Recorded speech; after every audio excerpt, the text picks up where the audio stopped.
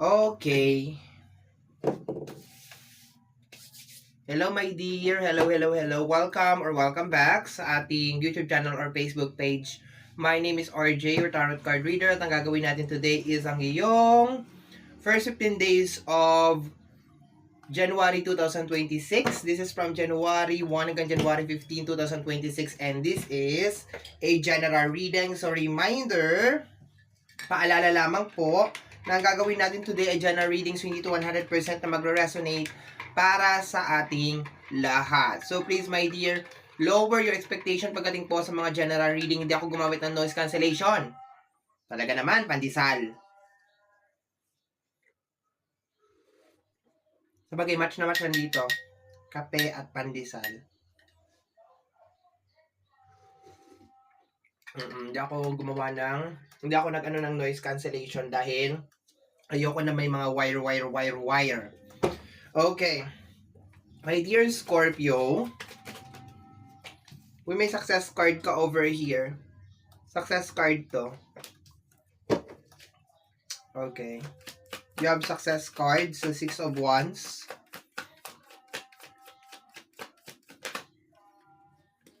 The Queen of Cups, something na matagal mo nang ang nakukuha ko, my dear, is yung energy na parang something na matagal mo nang iniintindi at inuunawa. Alam mo yung parang batang pasaway or parang taong pasaway, and then parang finally parang na-resolve kung ano man yung issue na yun. Yun ang nakukuha ko dito.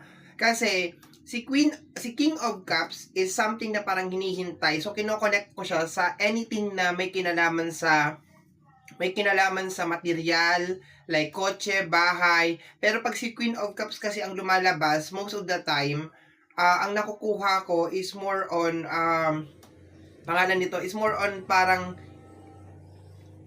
anything na may kinalaman sa emotion. Parang ganun. Anything na may kinalaman sa emotion. Okay. Uy, the Emperor. Obligation. Okay, may kinalaman sa obligation, authority.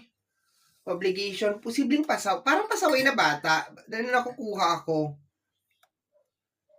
Is either parang may nairaos mo yung anak mo, taguyod mo yung anak mo. Yun ang nakukuha ko dito, Scorpio. Parang finally, parang may something ka ma-achieve. May kinalaman sa bata or may kinalaman sa tao. And I think parang nakikinig na siya. Okay? It's more on like that. Actually, nararamdaman ko parang meron ka na pag-graduate. Pero paano mo siya mapapagraduate? January pa lang. Or very soon baka mag-graduate na siya, di ba? Baka gagraduate na siya ngayon 2026. Pero yun ang nakukuha ko kasi is more on napag-graduate. Something like that. Okay? Pero to the point na meron ditong Emperor, I can feel na parang sumusunod na siya. Okay? Sumusunod na siya. Pwede magkasawa si Queen of Cups at saka si Emperor. Okay? Yes, water sign to Scorpio. Scorpio na babae, then possible na Aries na lalaki. Okay. Isa pa sa nakukuha ko dito, posibleng may uuwi. Okay, kasi energy ng fire sign. Aries na lalaki, posibleng uuwi. Okay. Parang ang tagal mong hinintay itong pagbabalik nitong Aries na lalaki. Okay. So, yan, posibleng uuwi or darating. Okay, galing sa malayong lugar. Sa energy ng 6 of Wands. Pasuliyap pa, kunwari, patingin-tingin sa akin, di maintindihan. Yung kape, nagmimekos-mekos. Full card. So pa yung energies, parang may nagbabago, Scorpio. Is either anak mo to, or karelasyon mo, or parang may bumabawi sa'yo. Parang babawi ako sa'yo. Babawi ako sa lahat ng atraso ko, sa lahat ng kasalanan ko sa'yo, babawi ako. That's what I'm getting from this card. Babawi ako sa lahat ng atraso ko sa'yo, sa lahat ng kasalanan ko sa'yo.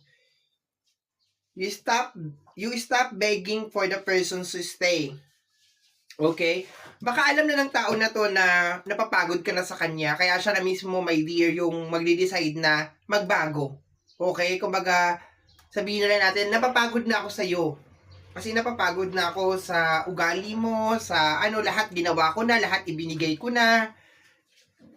And then, nag-decide tong tao na to na babawi ako sa'yo, aayusin ko to. Kumbaga, ma or papa, aayusin ko.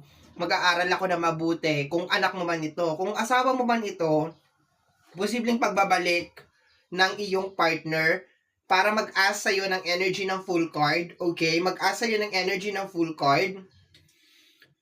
Or, actually, yung pinaka-clear na energy. Maliban na lang kung may lalabas na 4 of Wands.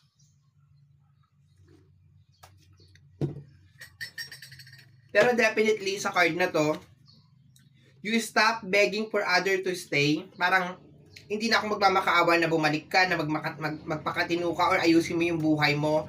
Bahala ka na. Okay? Let me see Scorpio.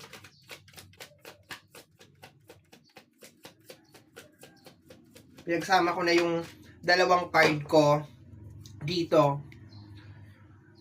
9 of Wands. 9 of Wands and the 6 of Wands. Yung energy niya, my dear, is more on... Lumilipad na naman yung isip ko. Yung energy niya is more on... Alam mo, parang... Hindi ko nasasagap kanina na parang siya, parang success na may kinalaman sa... I think it's more on moving on. Hindi ko talaga, pinipilit ko talaga, my dear Scorpio, na isingit yung may kinalaman sa material. Yung parang makakabili ka ng ganito or may ma-achieve ka na ganito. Sinisingit ko talaga, my dear, as in sinisingit ko talaga, promise. Pero hindi. I think this is more on energy of moving on or moving forward. And ikaw, my dear, ay mag-move on ka and mag-move forward ka. And you will stop begging for other to stay, or parang titigil ka na magmakaawa, na magstay ka or something like that, or mahal kita. Tumatasik yung laway ko, pasensya na po. Kasi nag-a-adjust ako dito sa panibago kong ipin, okay? Kasi yung isang ipin ay maluwag. No, ito naman ay, hindi naman siya maluwag, actually masikip siya. Pero parang naiilang ako sa kanya, parang may, basta alagaan nyo po ang inyong mga ipin, okay? Kasi mahirap po ang nakapustiso. Okay? So, yung energy niya, my dear Scorpio, is more on parang, I will stop begging for you to stay. And if just in case, my dear, parang hirap na hirap ka na mag-move on. Yung parang typical, my dear, na parang ipinipilit mo lagi yung sarili mo dun sa tao na mahalin mo ko, mahalin mo, something like that. Hindi mo nagagawin to sa first 15 days of January 2026. Marami sa inyo makaka-move on or makaka-move forward, my dear. At hindi na magmamakaawa na mag-stay yung isang tao. Malaking bagay ito Malaking bagay nitong index card na to. Okay, kasi kinonfirm niya lahat. Pero hindi ko pa rin kino-close, my dear, yung parang may nagpapakabait. Is either anak mo siya or partner mo siya. Okay, parang may nagpapakabait na energy. Okay, merong babalik, merong manunuyo, parang may magbabalik loob, something like that. Okay. Let me see. Next card. Ayan. Medyo kinalmahan ko na lang yung reading natin kasi gusto ko next year, 2026, mas relax na yung mga reading natin. We have here the energy of the Hierophant. Hierophant. Sa paglabas ng Hierophant, I can feel na posibleng may mga... Hindi siya justice card, pero nakukuha ko parang legal matter. Something like that. Or baka meron kang kakausapin ng mga tao na posibleng mag-i-enlighten ng mind mo na parang hindi mo deserve. Hindi mo deserve na ganito pa rin yung maging situation ng life mo ngayong 2026. Something like that. Kasi ang nakuha ko dito sa energy ng Hierophant is connected sa energy ng para siyang tagagabay or parang spiritual advisor or posibleng lawyer or posibleng somebody na parang mayroon siyang enough wisdom, and sinasabi niya kay Queen of Cups na you don't deserve this kind of treatment. Parang marami pa ang naghihintay sa iyo out there, marami pa ang opportunities or meron pa mga taong magmamahal. Parang inaalis ka ni Hierophant dun sa energy na lagi kang accessible sa ibang tao. Yung typical na basta yung lagi kang accessible sa ibang tao, yung ginagawa ko to para sa iyo kasi asawa kita, ginagawa ko to para sa iyo kasi mahal kita, yung something like that. Yun na nakukuha ko, okay? From this card. Let me see.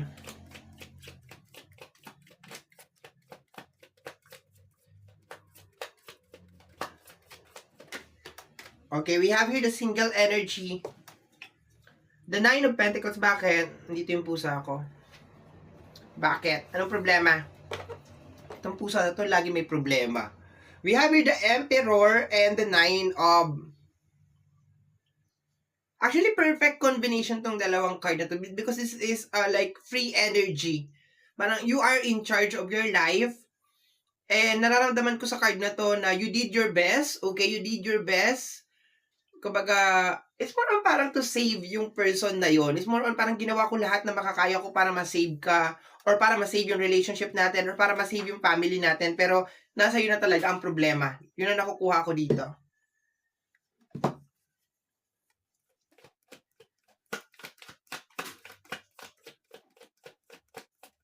Tapos play ngayon sa background, parang Jesus take the wheel, pero it's not more on parang ganon. Parang you are taking the wheel of your life. Parang you are in control of your life anymore. You are in control of your life. Hindi anymore. No, anymore. You are in control of your life. The Three of Swords. And the Full card. Ang lakas talaga ng energy, my dear, na merong parang nagsisisi over here. Nagsisisi siya because of parang napagod ka na. Napagod ka na ayusin yung buhay niya, napagod ka na intindihin, asikasuhin, okay, that's what I'm getting over here.